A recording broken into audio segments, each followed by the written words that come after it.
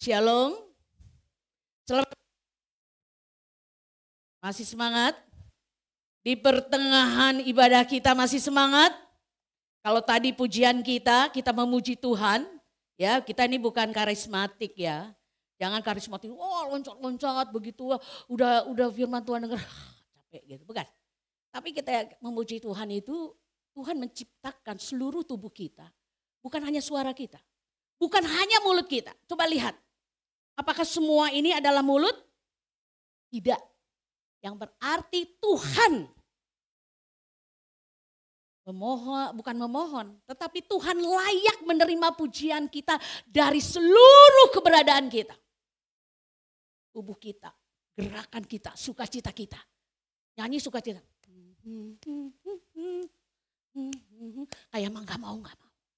Tapi kalau lagu dunia, di dapur di mana, semangat. Betul tidak? Tidak? Puji Tuhan, Ibu Maru tidak. Kalau di dapur dia hanya gini-gini saja. Ya, kalau gini-gini bagaimana nanti ya, minyaknya kemana-mana ya. Musuh berharap setiap jemaat Tuhan yang punya kesempatan memuji Tuhan, jangan lewatkan. Ayo memuji Tuhan bukan dengan suara kita saja, tapi seluruh tubuh kita, keberadaan kita. Musuh akan diam, merenung lagu itu sampai meneteskan air mata. Karena Tuhan aku tahu gak layak, Tuhan aku memuji Engkau raja di atas segala raja. Tapi waktunya kita bersorak memuji Allah. Kita belajar di dunia ini untuk memuji Allah. Dengan seluruh tubuh kita, bukan hanya suara kita. Amin. Ya, hari ini kita bersama-sama kembali akan merenungkan firman Tuhan yang agak sulit. Agak sulit dan sulit sekali. Karena ini masalah. Bulan ini kita bicara masalah apa? Offering. Ya. Bagaimana memberikan yang terbaik bagi Tuhan. Kadang kita mengkotak-kotakkan pemberian itu. Ya. Seperti kita mengkotak-kotakkan mungkin hidup kita. Ini buat si ini sini. Dikotak-kotakan, sampai waktu pun dikotak-kotak. Ini buat kerja, ini buat anak, ini. Sama Tuhan pun akhirnya kita terbiasa mengkotak-kotakan, kan betul? Ya Tuhan ini aja ya buat Tuhan ya, I'm sorry Tuhan. So sorry Tuhan. Ini saja, ini masih kami. Ini yang saya bilang tidak enak, yaitu bicara mengenai apa? Offering di minggu kedua ini kita bicara yang sangat sulit. Yang saya bilang. Yaitu apa? Tuh kan jawabnya juga agak berat bacanya. Apa? Persepuluhan. Coba kita baca sama-sama. 1, 2, 3. Tutup mata. Persepuluhan. Buat siapa? Buat Muse. Buat pendeta-pendeta supaya punya mobil ganti-ganti setiap bulan. Supaya pendetanya itu punya apartemen. Maka pada hari ini, karena Muse gak punya apartemen, Muse gak punya mobil, kita berbicara persepuluhan. Oke? Kamu dikutuk, Ribka. Bukan itu. Ini menjadi masalah. Ya. Sekarang ini dari abad ke-20, ini selalu dibicarakan, dipertentangkan. Wah, orang Kristen di zaman sekarang tidak perlu lagi persepuluhan. Amin. Ada yang bilang amin. Ya. Dia bilang apa persepuluhan? Ya, sekarang kan bukan zamannya perjanjian lama.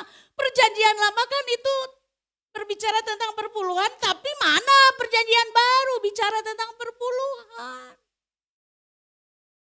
Maka ada hamba-hamba Tuhan juga yang pada saat ini dia tidak merasa karena Tuhan Yesus tidak bicara. Saya pun bebas itu tidak melakukan. Pertanyaan saya adalah, kalau Bapak Ibu jadi, siapa yang jadi ayah di sini? Angkat tangan. Apakah Bapak Ibu ada peraturan bahwa sebagai seorang ayah, 1, 2, 3 sampai 100, ada enggak? Ada tidak? Tapi Bapak Ibu yang jadi ayah, berfungsi jadi sebagai ayah tidak? Kan enggak ada aturan waktu menikah. Bapak Ibu nanti harus bantu istri cuci piring, nanti suami harus ngepel bantu, nanti waktu istri sedang hamil harus membantu dan siap siaga sebagai suami yang siaga bawa ke rumah sakit. Ada nggak peraturan begitu? Nggak ada. Tapi dilakukan nggak? Suami yang baik, suami yang bijaksana, pasti dong. Waktu istrinya sedang lelah, capek, si suami akan mendekatinya dan berkata, kenapa sayang? Sayang itu kan bukan milik orang pacaran, dah. Orang suami istri juga boleh dong. Apa yang kamu letih ya? Sini, papi pijat. Kan gak ada dalam aturannya. Istri lelah, tolong dipijat, jangan sampai ke panti pijat. Kan gak ada. Betul? Pertanyaan saya adalah, ketika mendengar persepuluhan ini, pertanyaannya adalah ada orang tanya. Oh, tanya nih, tolong jawablah. Wajib atau tidak? Siapa yang katakan wajib? Angkat tangan. Enggak ada salah, enggak ada benar, jangan takut. Musuh hanya lihat, ingat tangannya masih ini enggak? Tuh ya. Siapa yang mengatakan itu adalah wajib? Angkat tangan. Puji Tuhan, yang atas. Aduh, garu-garu kepala ya. Wajib. Kalau wajib nanti ditagih lagi sama gereja. Enggak, tenang aja. Ya. Berarti sisanya mengatakan tidak wajib, bukan? Tadi enggak angkat tangan, jujur ya. Tadi ada banyak yang angkat tangan mungkin sekitar di sini aja 10 orang. Itu di atas 5 orang. Berarti setuju semuanya bahwa persepuluhan itu tidak wajib? Coba tanya lagi sekali lagi. Persepuluhan wajib atau tidak? Tambah suara lagi. Suaranya cuma 5. Berarti yang 100 lebih ini masih belum. Tapi ada orang yang tanpa pengertian, saya juga tanpa pengertian. Dulu saya sejak saya sekolah, mama saya selalu bilang, karena kami dikasih jajan kadang seminggu sekali, ya sedikit nggak besar ya. Paling berapa rupiah, tidak sampai 100 rupiah. Ya. Tapi mama bilang, kamu harus belajar memberikan perpuluhan. Perpuluhan itu 10%-nya adalah milik Tuhan. Kalau kamu tidak memberikan, berarti kamu itu anak yang rakus. Saya dari kecil, SMP, saya sudah mulai. Jadi begitu kasih, saya sudah ambil. Wah ini. Masukkan amplop, karena zaman dulu pakai amplopnya amplop putih. Benar nggak sih yang diajarkan itu? Kalau tidak memberi perpuluhan, kita itu mengambil haknya Tuhan. Terus yang lain, enggak tuh nggak wajib, jadi ya saya mau ambil semuanya, uang yang ada saya, hasil saya nggak apa-apa tuh. Nggak ada rasa di sini salah. Ini pergumulan kita sampai saat ini bukan? Betul atau tidak betul? Betul. Hari ini kita harus belajar sejarah. Harus tahu dulu sejarahnya apa sih? Sehingga ketika kita melakukan segala sesuatunya kita tahu. Kalaupun kita tidak melakukannya, kita juga tahu. Kita sadar dengan hati, bukan dengan aturan. Baru kali ini saya di Padang, begitu puasa, susah cari makan, tutup semua. Saya belum tahu karena saya di kota-kota lain gak pernah sesulit di sini. Tahu gak Bapak Ibu kenapa? Saya periksa, saya dengar, oh ada aturannya. Kalau enggak didenda loh 50 juta. Itu ada peraturannya tahun 2022. Kalau buka pun harus jam 4. Saya bilang bener ya, kalau ada aturannya itu semua takut. Kalau begitu Tuhan, persepuluhan ini lebih baik diatur aja. Biar semua pada takut tuh. Begitu? Mari kita masuk sekarang. Di dalam firman Tuhan banyak dan sangat banyak ayat di dalam perjanjian lama yang membahas tentang persepuluhan. Tetapi kapan persepuluhan itu terjadi? Dan kemudian kapan persepuluhan itu ditetapkan sebagai aturan di dalam hukum Taurat.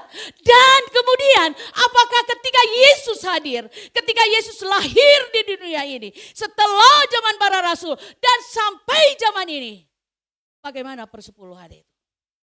Harus tahu dulu. Kita akan membuka beberapa bagian dari ayat ini. Kita akan mulai dari Kejadian 14.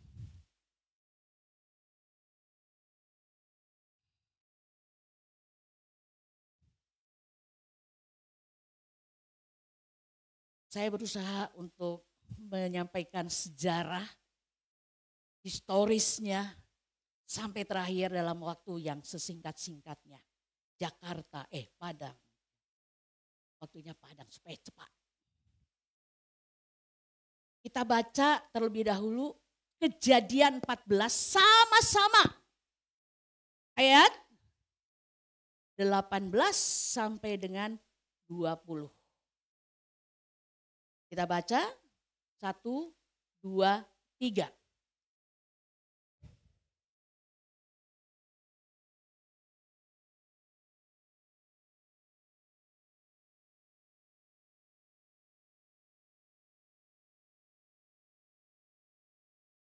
Dan terpujilah yang telah menyerahkan musuhmu ke dalam, dan pun memberikan kepadanya 1/10 dari semuanya. Kita baca lagi yang paling sering dibaca, dan ini kalau perlu jangan masuk Malaiki. Ya, coba Malaiki 3.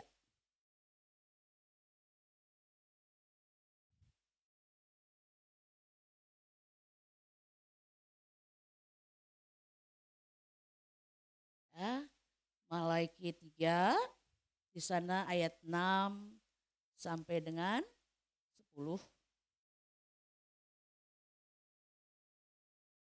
Saya akan membacakan bagi Bapak Ibu sekalian. Sesungguhnya aku, Tuhan, tidak berubah, dan kamu Bani Yakub tidak akan dilenyapkan. Sejak zaman nenek moyangmu kamu telah menyimpang dari ketetapanku dan tidak memeliharanya. Kembalilah kepadaku dan aku akan kembali kepadamu, firman Tuhan semesta alam. Tetapi kamu berkata, bagaimanakah kami harus kembali? Bagaimana mungkin manusia menipu Allah? Nyatanya kamu menipu aku. Tetapi kamu berkata dalam hal persepuluhan dan persembahan khusus. Kamu telah kena kutuk, tetapi kamu masih menipu aku.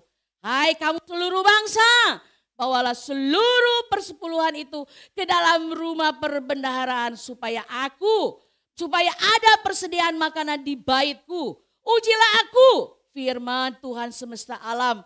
Apakah aku tidak akan membuka bagimu tingkap-tingkap langit dan mencurahkan berkat kepadamu sampai berlimpahan? Dan kita akan buka di dalam 2. Di bagian yang berikutnya adalah Matius, ya. Matius pasalnya yang ke-5.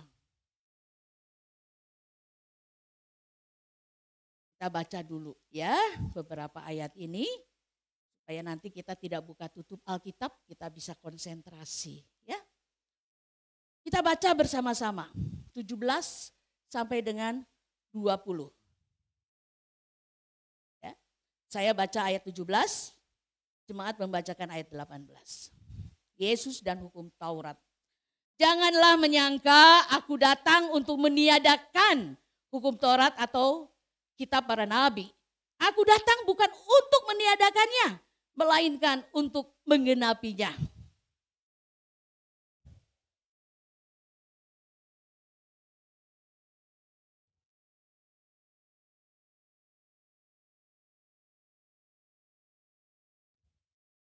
Karena itu siapa yang meniadakan salah satu perintah hukum Taurat sekalipun pun yang paling kecil dan mengajarkannya demikian kepada orang lain, ia akan diberi tempat paling rendah di dalam kerajaan surga. Tetapi siapa yang melakukan dan mengajarkannya, ia akan diberi tempat yang tinggi di dalam kerajaan surga.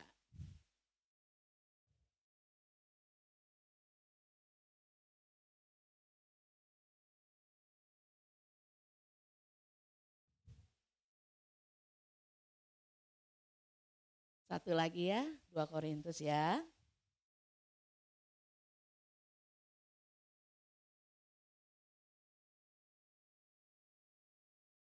Dua Korintus pasal yang ke-9, ayatnya yang ke-7 dan 8. Kalau sudah dapat, kita akan baca sama-sama. Ya, 1, 2, 3. Hendaklah masing-masing kerelaan hatinya jangan dengan atau sebab lagi pula. Supaya apa?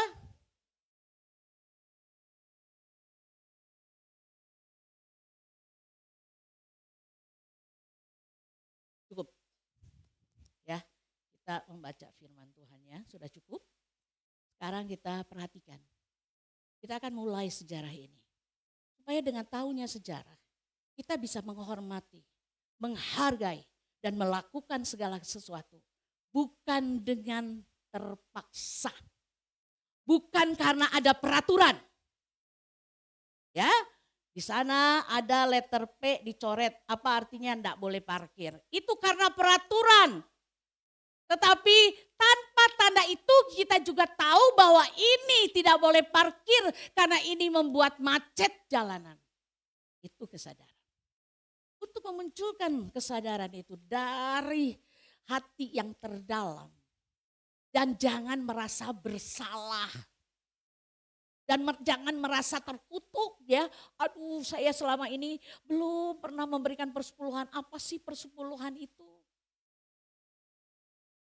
Hari ini sudah tahu, jangan menyesal ibadah hari ini. Ya, enggak loh, sukacita ya.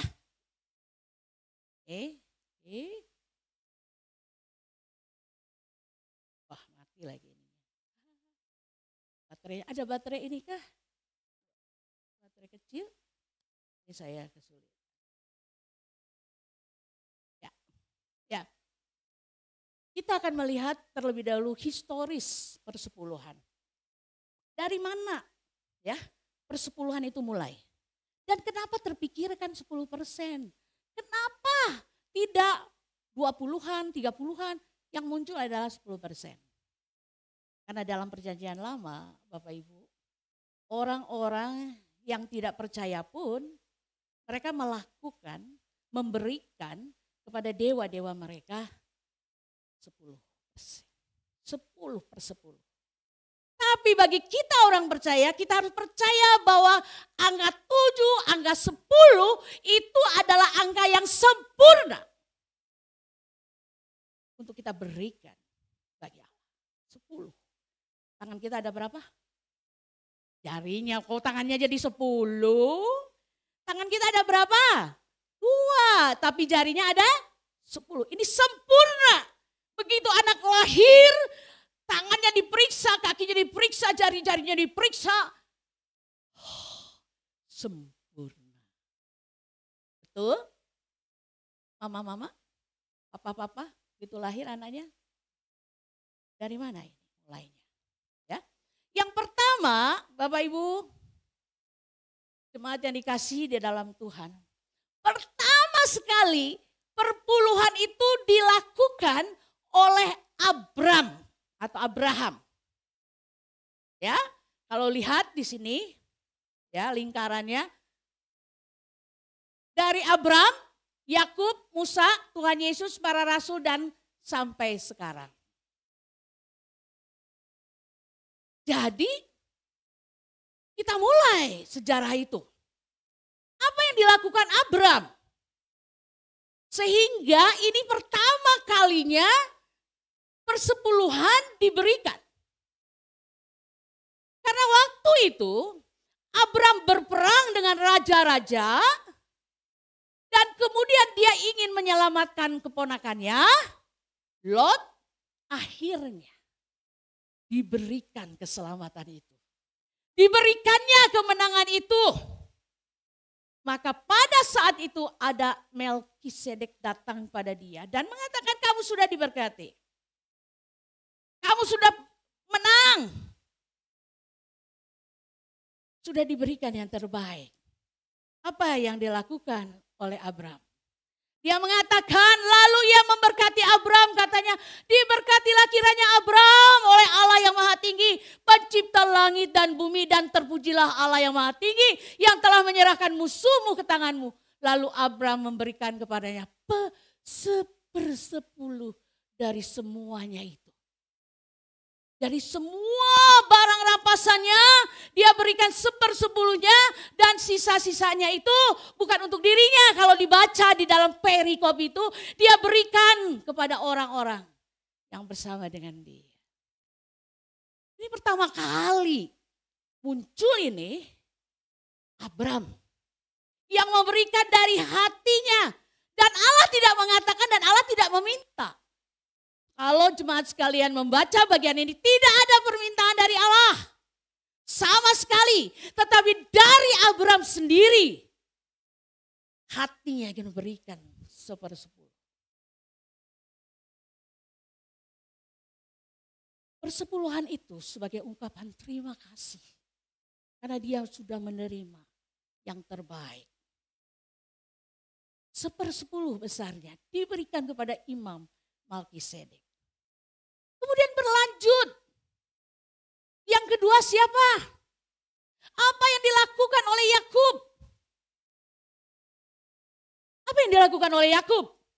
Ketika Yakub sebagai orang yang sudah menipu adiknya, dia lari di dalam pelarian itu, dia tertidur pakai batu alasnya.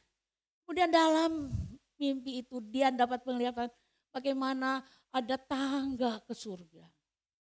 Dia begitu bangun takut sekali. Tuhan, tolong aku Tuhan. Kalau Tuhan memimpin aku, memberikan kemenangan kepadaku. Dia berkata, lalu bernasarlah Yakub, jika Allah akan menyertai dan melindungi aku di jalan yang kutempuh ini. Memberikan kepadaku roti untuk dimakan dan pakaian untuk dipakai. Dari segala sesuatu yang engkau berikan kepadaku akan selalu ku persembahkan sepersepuluh. Ini yang kedua. Di dalam Alkitab. Abram, Yakub. Yakub memberikan karena Yakub berharap pertolongan Tuhan, penyertaan Tuhan. Karena sekarang dia sedang terdesak dan dia sekarang sendirian.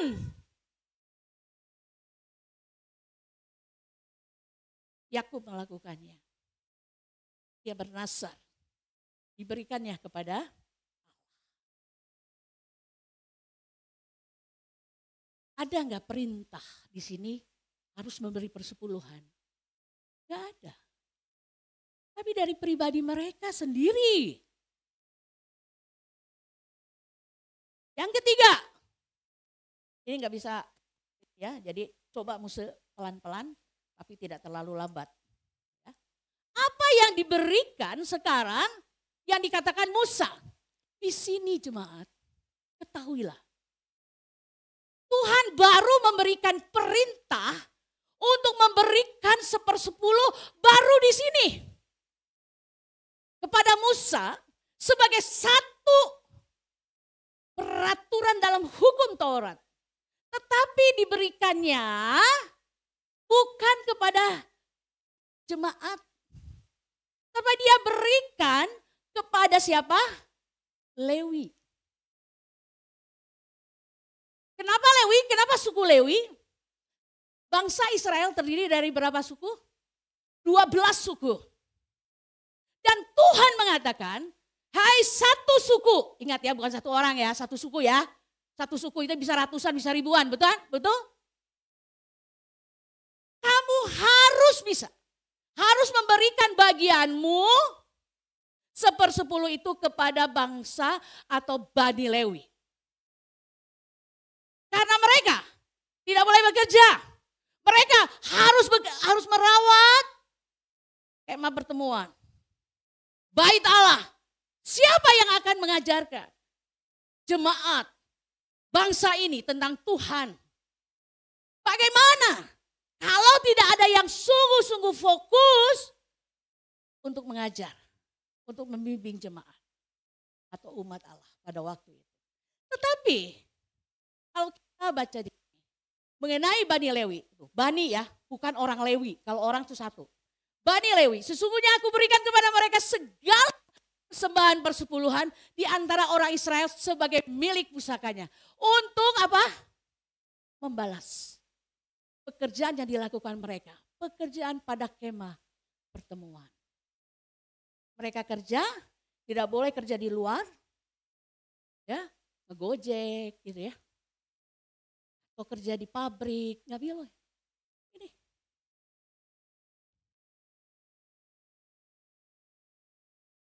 Dan kemudian mereka juga di dalam ayat selanjutnya dikatakan Tuhan berfirman kepada Musa, lagi haruslah engkau berbicara kepada orang Lewi dan berkata kepada mereka, orang Lewi. Apabila kamu menerima dari pihak orang Israel persembahan persepuluhan yang kuberikan kepadamu dari pihak mereka sebagai pusaka, maka haruslah kamu mempersembahkan sebagian daripadanya sebagai persembahan khusus kepada Tuhan, yakni persembahan persepuluhanmu. Artinya apa? Artinya walaupun dia rohaniwan, walaupun dia pendeta sekalipun, apa yang sudah diterima harus ada tetap persepuluhannya, tidak dibebaskannya. Gitu loh. Jelas dari sini ya? Ini sudah mulai. Tuhan yang mengingatkan kepada Musa. Beritahu mereka, bangsa Israel. Ini sebagai perintah Tuhan. Baru di sini ada perintah Tuhan. Lanjut. Barulah kita kagetkan dengan ini ya. Malehi ya. Seringkali oleh pendeta itu dijadikan jimat. Wah, orang gak kasih puluhan nih jemaat. Kamu gak tahu tuh baca, oh dia kasih itu ayat itu dikasihnya supaya ingat. Bapak Ibu sekalian harus tahu sejarah. Kitab Maleakhi ini dan Tuhan berkata yang seperti kita baca itu, konteksnya harus dilihat secara utuh. Tuhan bicara kepada siapa? Kepada Bani Lewi, kepada orang Israel. Karena Bani Lewi sudah tidak lagi fokus kepada pekerjaannya, kepada panggilan Tuhan. Bahkan bangsa Israel di sana dikatakan mereka itu kawin cerai dan menikah dengan orang-orang asing. Karena kitab Maleakhi ini ditulis ketika mereka sudah keluar dari pembuangan di Babel.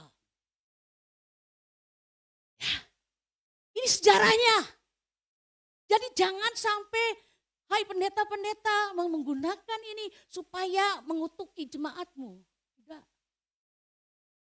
Tidak. Ini bukan bicara masalah kepada jemaat untuk dilakukan. Tetapi ini mengingatkan Allah bahwa kamu sudah keluar dari apa yang kutetapkan. Makanya Tuhan bilang, coba uji aku. Kamu sekarang tidak memberikan perpuluhan. Kamu tidak bekerja dengan sesuai apa yang diaturkan. Dan kamu sekarang kawin cerai. Seenaknya saja. Apa aku gak bisa memberkati kamu? Apakah aku gak bisa membuka tingkap-tingkap langit? Tingkap langit itu hujan. Ya seperti hujan. Wah gitu. Apa aku gak bisa? Tuhan menantang bukan berarti Tuhan butuh perpuluhan. Tuhan tidak butuh uang kita, uang jemaat. Tuhan mengingatkan tugas, kewajiban. Selanjutnya, persepuluhan di dalam perjanjian baru Masih relevan nggak? Kalau begitu. Setelah kita tahu sejarah sampai di sini. Pertanyaannya adalah apakah masih relevan untuk masa sekarang? Dari perjanjian baru sampai sekarang. Masih relevan nggak? Ada yang ngantuk-ngantuk. Aku nggak mau dengar lah, biar aja nih lah masalah perpuluhan. Lanjut. Apa yang Yesus katakan? Di dalam Alkitab perjanjian baru Bapak Ibu sekalian, Tuhan menyinggung persepuluhan itu hanya 2 kali. Yesus hanya menyinggung 2 kali loh. Dan 2 kali itu juga tidak berbentuk peraturan atau perintah.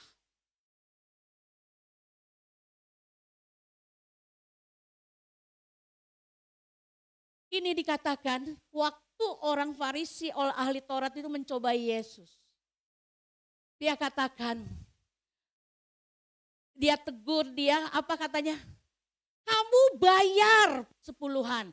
Dari selasi, adas, manis, dan jintan kamu bayar. Tetapi kamu dalam hukum Taurat yang lain kamu abaikan. Yaitu keadilan, belas kasihan, dan kesetiaan. Yang satu harus dilakukan. Dan yang lain jangan diabaikan. Bagaimana hidupmu kepada orang yang bekerja denganmu? Apakah kamu sudah bayar dengan adil? Apakah honornya, gajinya sudah diberikan? Apakah ada belas kasihan? Itu bangga dengan perpuluhan yang kamu berikan. Jadi kesombongan perpuluhan yang diberikan itu. Bukan itu. Tuhan menegur orang yang memberikan persepuluhan dengan kesombongan. 1 ayat lagi. Di dalam Lukas 18 ayat 10 sampai dengan 12. Di situ ada 2 orang sedang berdoa. Yang satu orang Farisi, yang satu pemungut cukai. Ketika orang Farisi itu sedang berdoa, mungkin berdoanya sebelah sini, pemungut cukai sebelah sana, lalu dia sambil menepuk dada ya, Tuhan ya Allah, ini mengucap syukur kepada, sambil teriak, kepadamu, karena aku ini tidak sama yang lain. Mungkin dia berdoanya begini, tidak sama yang lain.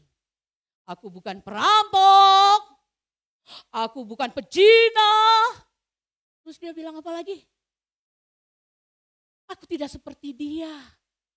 Aku itu berpuasa 2 kali loh. Senin Kemis. Supaya ramping, supaya cantik. Kemudian kalau laki-laki bagaimana biasanya sampai sekarang ya Senin Kemis ya ada ya. Orang dewasa ya. Kemudian dia berkata apa? Memberikan 1/10 dari segala penghasilanku. Walah. Dengan sikap bagaimana? Keangkuhan. Ya Tuhan tegur, percuma kalau kamu berikan persepuluhan, bangga dan merendahkan orang lain. Mungkin orang lain gak bisa kasih perpuluhan. Ya, bukan mereka gak mau, mereka gak tahu, mereka gak ngerti. Kita lihat maju lagi. Tidak pernah dibicarakan dalam Alkitab, termasuk para rasul membicarakan tentang persepuluhan. Tetapi ketika mereka tahu bahwa Yesus sudah mati di atas kayu salib, Yesus sudah bangkit menebus dosa manusia, hidup manusia yang sangat mahal, sudah ditebus, sudah dibayar dengan lunas. Saudara sudah dibayar lunas oleh saya, saudara berhutang bukan sama saya. Saudara perlu TV, saya bilang saya bayar dulu ya, Bu Sisil, Bu Kristina. Nanti saya balik ya. Berarti Bapak 2 orang ini hutang gak sama saya? Hutang tidak? Tuhan sudah bayar lunas hidup kita. Dengan kematian di atas kayu salib, berarti saudara dan saya sebenarnya adalah orang-orang yang Paulus katakan, orang-orang yang berhutang. Tapi tidak pernah merasa berhutang. Betul? Makanya jemaat pertama. Ada 2 bagian dari kisah para rasul 2 dan Kisah Para Rasul 4. Bagaimana kehidupan jemaat pertama mengungkapkannya bukan dengan perpuluhan. Tapi mereka ada yang menjual harta milik mereka. Bagi-bagikan kepada semua orang sesuai dengan kebutuhannya. Luar biasa bukan? Berarti lebih dari 10. Itu konteks orang yang sudah ditebus zaman yang lalu. Mereka supaya diterima oleh Allah. Mereka memberikan korban dan persembahan. Tapi tidak sempurna. Tapi ketika Kristus datang ke dunia, mati di atas kayu salib, melunasi semua hutang. Gak perlu datang sebulan sekali. Gak perlu datang setahun sekali ke bait Allah dan membawa persembahanmu. Ini jemaat yang pertama. Mereka ketika mendengar khotbah dari Petrus. Kemudian rasul-rasul ketika memberitahu kepada jemaat, hai jemaat, Yesus yang sudah bangkit itu, sudah menggenapi hukum Taurat. Sekarang apa yang kau lakukan? Sebab tidak ada seorang pun yang berkekurangan di sana ternyata. Kenapa? Semua orang yang mempunyai tanah atau rumah menjual kepunyaannya dan memberikannya di depan kaki para rasul. Bukan berarti untuk para rasul. Karena para rasul itu melayani di bait Allah. Sehingga barang-barang itu dibawa ke bait Allah. Dan tidak pernah para rasul membawa barang-barang itu. Ayo kemana-mana dibawa-bawa. Gak ada tuh. Itu. Kita sudah tahu sejarahnya. Sekarang masa kini seperti apa? Persepuluhan di zaman para rasul memang tidak dilakukan. Berdasarkan peraturan hukum Taurat. Tapi mereka bukan hanya 1/10, tapi mereka menyatakan aku memberi dengan sukacita karena aku tahu aku diberi hutang kepada Yesus Kristus sebagai Tuhan dan Juru Selamatnya. Karena itu saudara, Paulus mengatakan dalam Roma 12 ayat 1. Kita baca sama-sama ya, 1, 2, 3. Karena itu ya.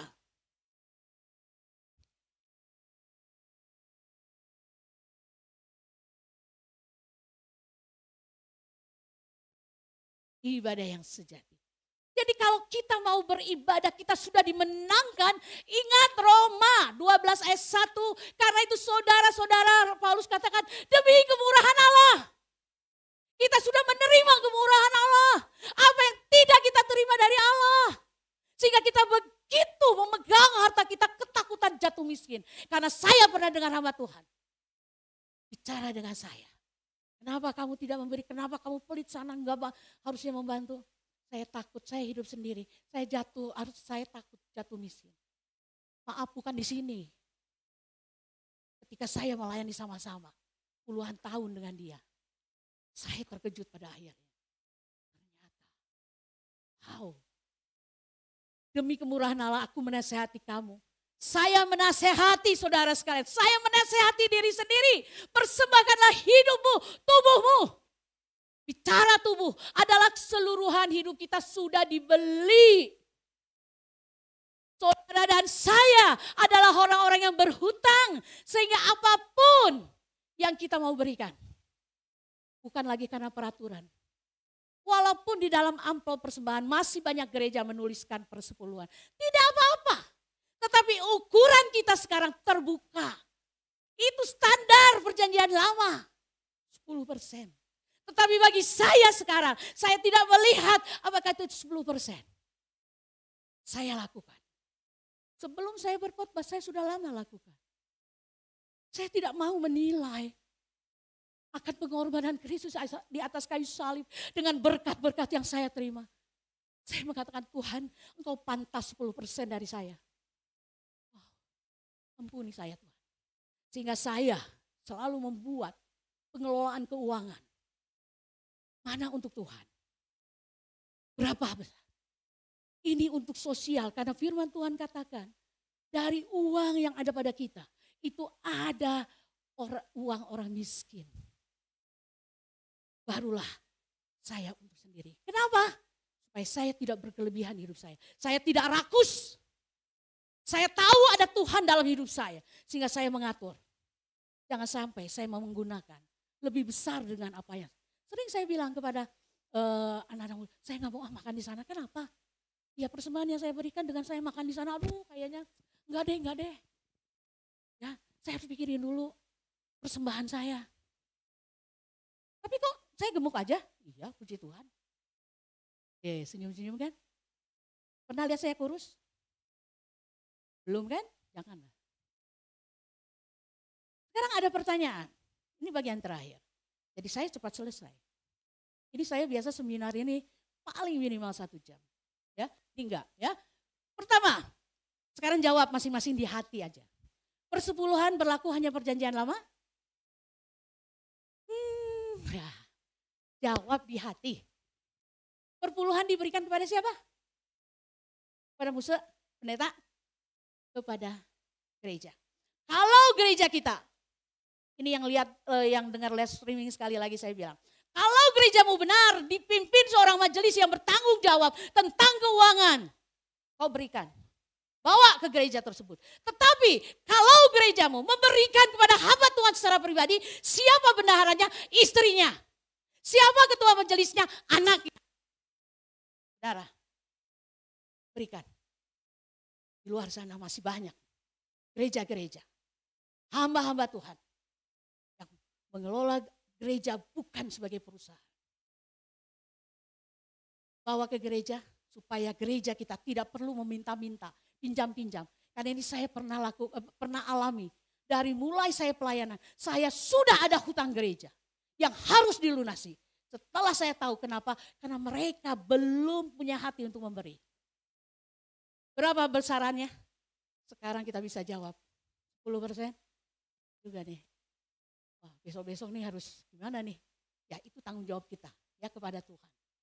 Kemudian terakhir, apakah persepuluhan wajib? Wajib tidak? Wajib tidak? Tidak wajib. Saya katakan. Saya tidak akan menagih. Persepuluhan tidak wajib. Tetapi persepuluhan adalah persembahan kita kepada Tuhan. Cinta kita, ucapan syukur kepada Tuhan.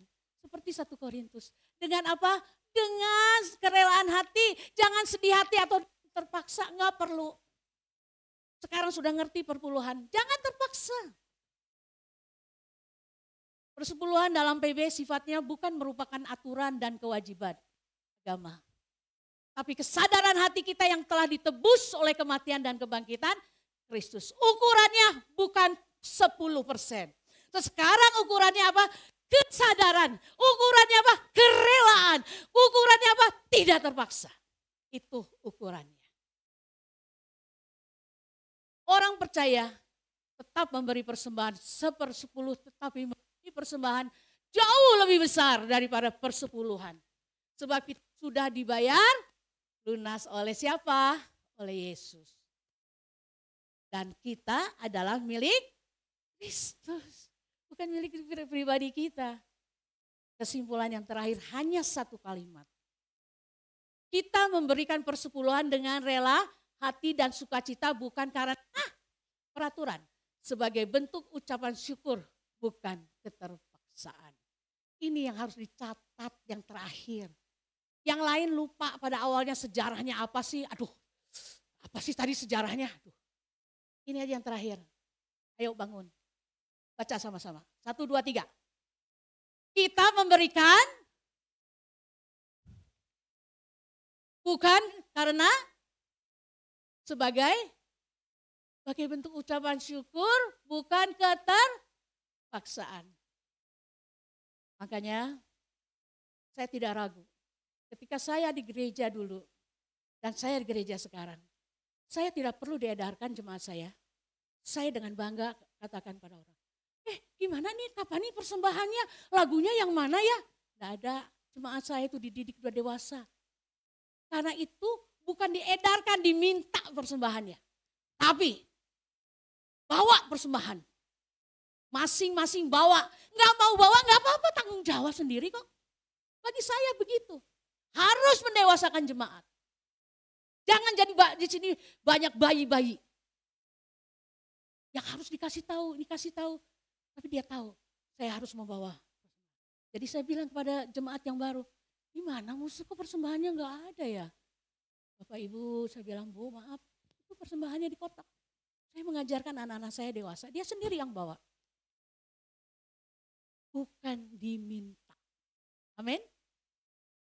Dan puji Tuhan, sampai saat ini gereja kita, walaupun ada defisit, tetapi dibanding yang dulu, saya melihat sekarang luar biasa hati jemaat. Dia tahu membawa persembahan, dia tahu menghargai Tuhan. Ya, puji Tuhan. Tuhan Yesus berkati. Mari kita berdoa.